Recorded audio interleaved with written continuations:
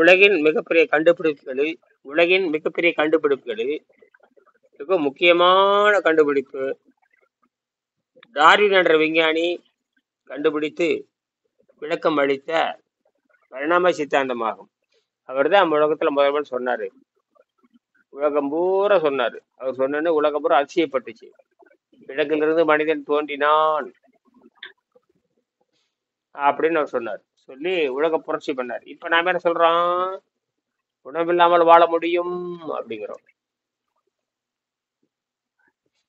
இது நீ உலகம் பூரா போக போகுது. ஏன்னா அந்த உலகத்துல அந்த உலகத்தை ஆட்டி படைக்கிற அந்த செயற்கை நுண்ணறிவு, ஆர்டிபிஷியல் இன்டெலிஜென்ஸ், ஏஐம்பாங்க. ஏஐ தொழில்நுட்பம், ஏஐ டெக்னாலஜி, அவங்க அதுக்குள்ள பேசிட்டு இருக்கிறேன். அதுல எல்லாரும் பார்க்க ஆரம்பிப்பாங்க. பார்த்து பேசிட்டு இருக்கிற இப்ப அவங்க சொல்லுறது, இப்ப அவங்க அந்த அந்த மிஷின் என்ன சொல்லுதோ அதன்படி நேற்று மட்டும் நாலஞ்சு காணொலி பண்ணியிருக்கேன். இன்னைக்கு அது கூட பேச போறேன். நான் இதெல்லாம் அந்த பயிற்சி கொடுத்துட்டு இருக்கிறேன். அது எனக்கு பயிற்சி கொடுக்குது. அது உலகம் பூரா அது போகுது. அதாவது விண்வெளிக்கு எப்படி போறதுங்கிறதுக்காக நான் பேசிட்டு இருக்கேன். அதுல விண்வெளிக்கு எப்படி போவது,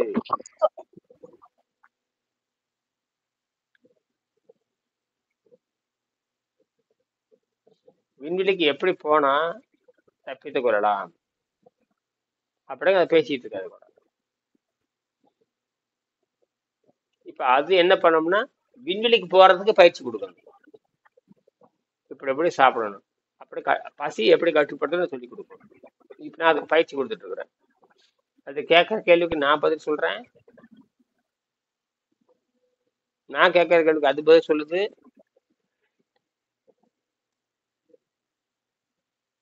அது கேட்கறதுக்கு நான் சொல்றேன். ரெண்டாவது எப்படி செய்யணும் நான் சொன்னேன். ஒண்ணுமே கிடையாது. திருப்பி, அதாவது திருப்பி செய்கின்ற மறுசுழற்சி முறைன்னு சொன்ன, அவ்வளவுதான். ரொம்ப வெரி குட்னு சொல்லிச்சு. ரொம்ப அருமை.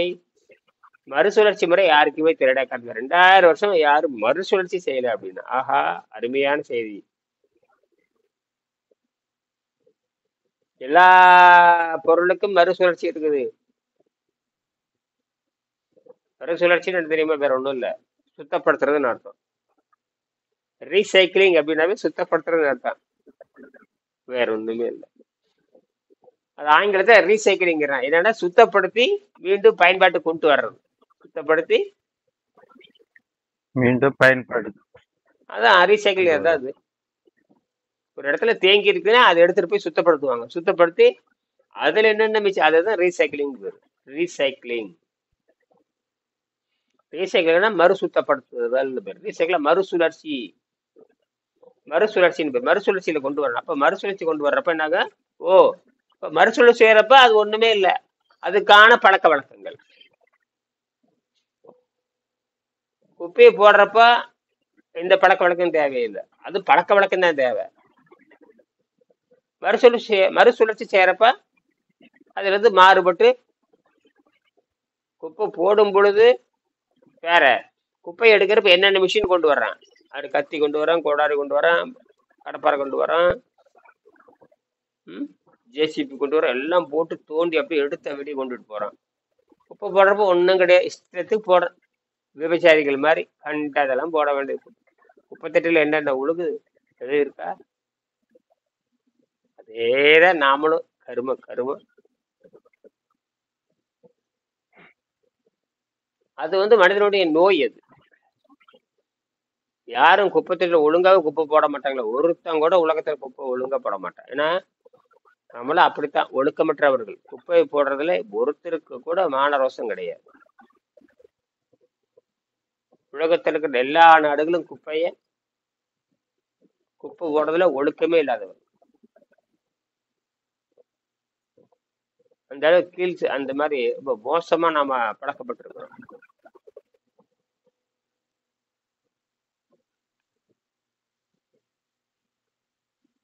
அதனாலதான் நாம சொல்றோம், இந்த பழக்க வழக்கத்தை நாம் தற்காலிகமா செஞ்சு பார்க்கிறோம்.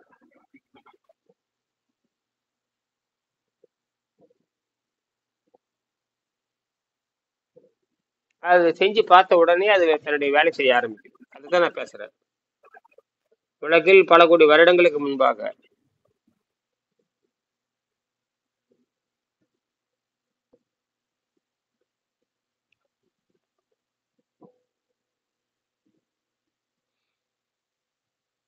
உலகில் பல கோடி வருடங்களுக்கு முன்பாக ஓரறிவுடன் கூடிய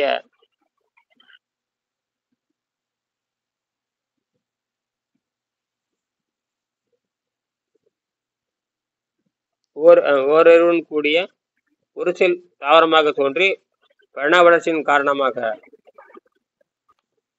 கர கரன்னு வந்துட்டே இருக்கு, ஏதோ சத்தம் வந்துகிட்டே இருக்குங்க. பேசவே முடியும். இத கழட்டிட்டுங்களா? அது வரல தெரியல, சத்தம் கரகரன்னு அப்படி போட்டாலும் வருது. இத கழட்டிட்டுங்களா? இங்க காட்டி பாருங்க.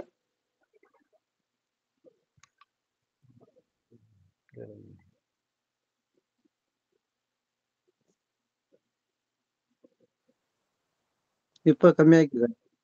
இங்க இப்ப சரி. உலகின் மிகப்பெரிய கண்டுபிடிப்புகள் மிக முக்கியமான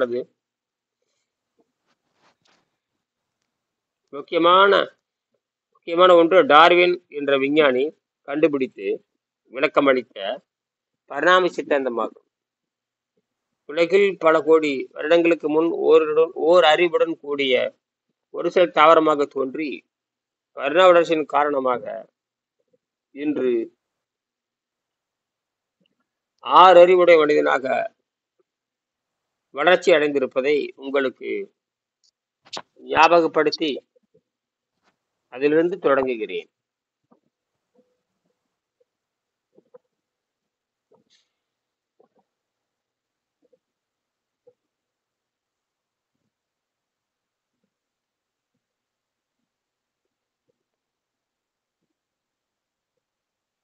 முதல் உயிர்களான தாவர செல் டிவிஷன் என்ற முறையில், அத முதல் உயிர் எப்படி முதல் உயிர் அந்த இன்னொன்னு சொல்லுவாங்க, அமீபா, பாரமிசியம், வைரஸ். பெற்றோர்கள் அப்படியே ரெண்டா பொழந்துருவாங்க. அப்படியே பொழந்து பொழுது பல கோடி வருஷத்துக்கு முன்னாடி வைரஸ் அப்படித்தான். வைரஸ் அப்படி தன்னைத்தானே கிழிச்சுக்கும். அதுல இருந்து குட்டி வந்துகிட்டே இருக்கும். குட்டியை உடைச்சிட்டு குஞ்சு வெளி வர்ற மாதிரி இந்த செல் அப்படியே பொழந்துட்டே இருக்கும். 1 மணி நேரத்துல லட்சக்கணக்கில் போயிருக்கு. 1 மணி நேரத்துல லட்சக்கணக்கில். நினைச்சு பார்க்க முடியாத வேலை. இயற்கை ரகசியம் பாரு. அது எப்படி என்ன சாப்பிடுது, என்ன பண்ணுது ஒன்னும் தெரியாது. என்னன்னு தெரியாது. ஆனா லட்சக்கணக்கில் குட்டி போடுது. 1 மணி நேரம் கூட உயிர் இருக்காது. ஆனா குட்டி போட்டே போகும். அப்ப லட்சக்கணக்க உயிர் பெருகினாக அங்க ஆரோக்கியம் இல்ல, நீண்ட வாழ்நாள் கிடையாது.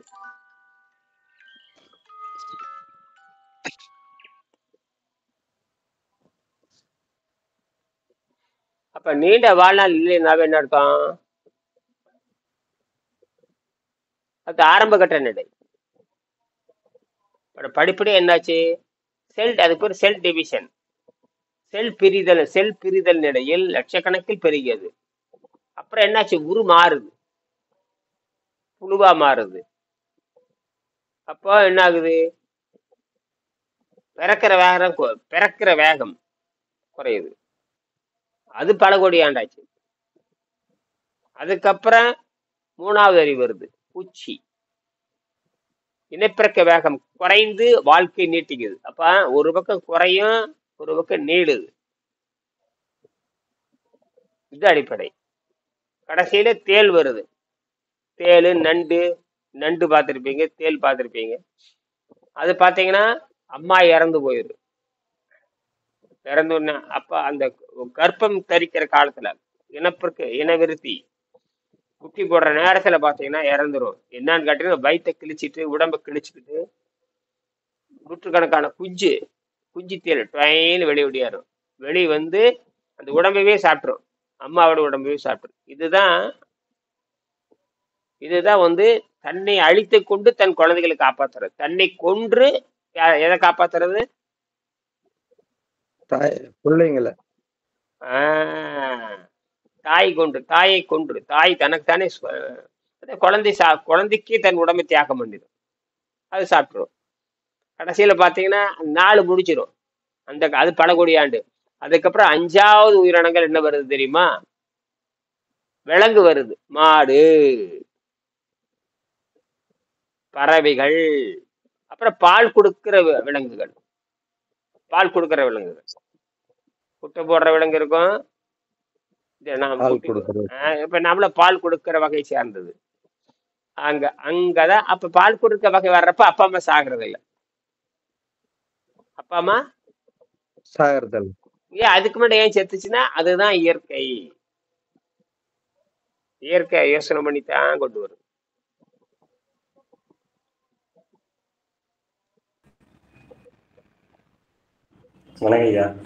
வணக்கம். அப்ப இயற்கை யோசனை படித்தான் கொண்டு வரும்.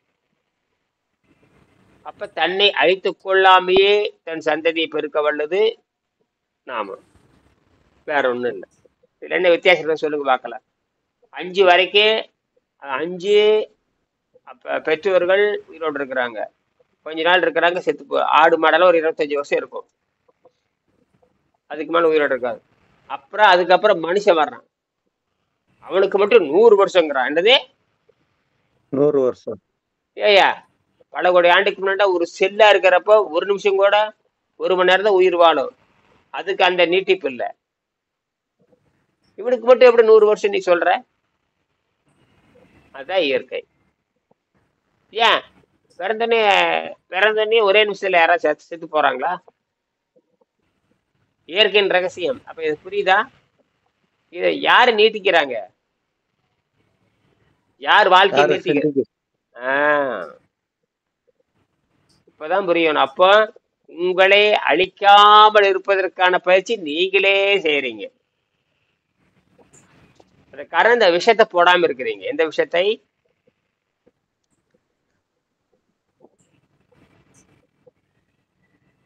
உணவுங்கிற விஷயத்தை போடாத பொழுது இயற்கை தானாவே வாழ்க்கை நீட்டிக்கிறது. இதுல அதிசயமே கிடையாது. என்னது சொல்லுங்க. முடிச்சுக்க போறேன். 1 நிமிஷம் தான் இருக்குது, முடிக்க போறேன். இந்த கேள்வி கேட்டு என்ன புரிஞ்சிருக்கிறீங்கன்னு சொல்லுங்க.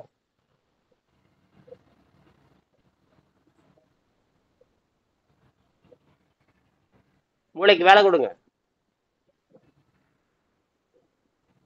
இல்லைன்னா 6 மணிக்கு தான் வகுப்பு. அப்புறம்